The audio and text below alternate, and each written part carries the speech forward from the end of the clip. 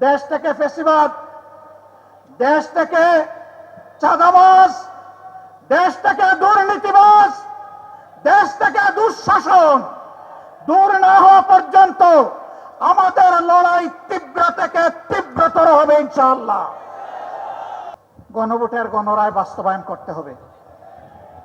আপনারা উভয়ে ভোট চেয়েছেন, সরকারি দল ভোট চেয়েছেন, বিরোধী দল ভোট চেয়েছেন, আমাদেরকে হা ভোট দিতে বলেছেন, আমরা হা ভোট বিজয়ী করে দিয়েছি। এখন আমাদের হা ভোটের বাস্তবায়ন দেখতে চাই। এখন কোন ধানাই পালাই মানি না। আজানটা শেষ হোক। পরিবর্তনের জন্য, সংস্কারের জন্য গণভোটে হা বলেছে। 70% মানুষ হা বলেছে। গণভোটকে আমরা অপমান করতে দেব না।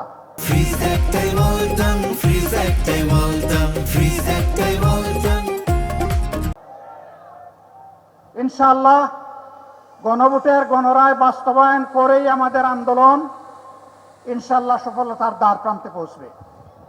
বাংলাদেশে আমরা আর কোনো ফ্যাসিবাদ চাই না।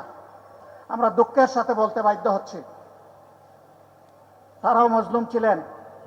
এখন যারা সরকার গঠন করেছেন, কিন্তু তারা ভুলে গেছেন সেই ফ্যাসিবাদী আওয়ামী লীগের পথ ধরেই তারা হাঁটা শুরু করেছেন। সমাজের সব ক্ষেত্রে তারা বেপরোয়া, নির্লজ্জ দলীয়করণ করে দুর্নীতিকে তারা জাতীয়করণ করতে যাচ্ছেন।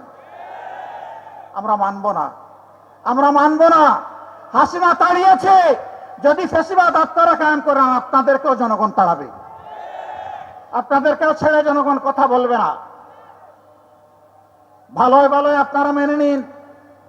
যদি না মানেন তাহলে ইনশাআল্লাহ তাআলা লাজিম এই দেশের মানুষ জীবন দিয়ে পঙ্গুত্ব বরণ করে গুলি খেয়ে শিখে নিয়েছে মুক্তির পথে কিভাবে হাঁটতে হয়।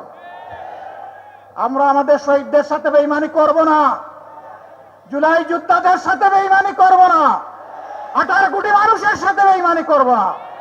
আমরা কথা রাখবো ইনশাআল্লাহ, জীবন দিয়ে হলেও লড়াই করে কথা রাখবো ইনশাআল্লাহ। সেই লড়াই সিলেটবাসী আপনারা সাথে থাকবেন, থাকবেন সত্যি?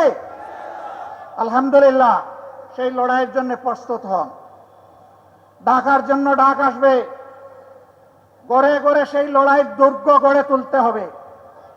দেশ থেকে ফ্যাসিবাদ, দেশ থেকে চাঁদাবাজ, দেশ থেকে দুর্নীতিবাজ, দেশ থেকে দুঃশাসন দূর না হওয়া পর্যন্ত আমাদের লড়াই তীব্র থেকে তীব্রতর হবে ইনশাআল্লাহ। আমরা থামব না। মুক্তির মঞ্জিলে এই আন্দোলন না পৌঁছা পর্যন্ত ইনশাআল্লাহ আমরা থামব না। আমি জাতীয় নেতৃবৃন্দকে সিলেটবাসীর পক্ষ থেকে আন্তরিক ধন্যবাদ এবং কৃতজ্ঞতা জানাচ্ছি। তারা মূল্যবান সময় কোরবানি স্বীকার করে এখানে এসেছেন।